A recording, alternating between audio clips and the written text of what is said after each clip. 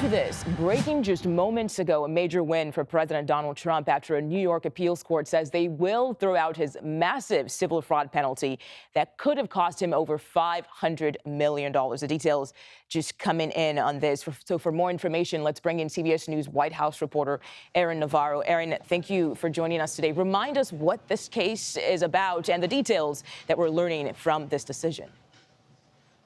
Yeah, Mugo, good to be with you. We know that back in February of 2024, a Manhattan judge ordered that President Trump and his businesses pay over $364 million over allegedly falsifying business records with interest that grew to be over $500 million. We know that President Trump nearly a year ago from now appealed that. The appeals court did not make a decision on their case until today, where they found that panel of judges, they were split on the merits of the lawsuit against President Trump and his businesses, but they dismissed this penalty as being too high. They found that the fine, quote, was excessive. The calculation of it, quote, was far from a reasonable approximation. We know that judges on that panel have previously questioned whether the New York Attorney General overstepped in bringing this case in the first place, though the New York Attorney General still has the option to appeal this. But definitely a big win in court right now for President Trump.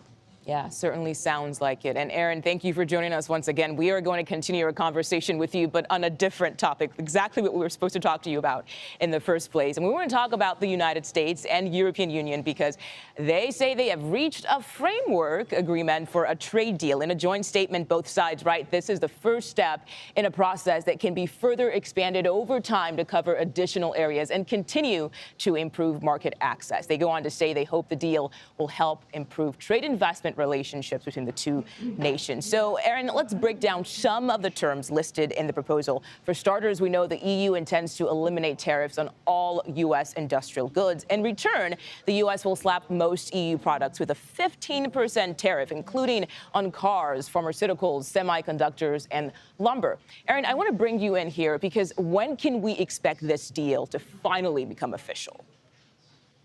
White House officials say, quote, in the coming weeks. They mainly wanted to get this joint statement out to show, quote, a unified view on trade. And as you kind of laid it out, this is just the next procedural step.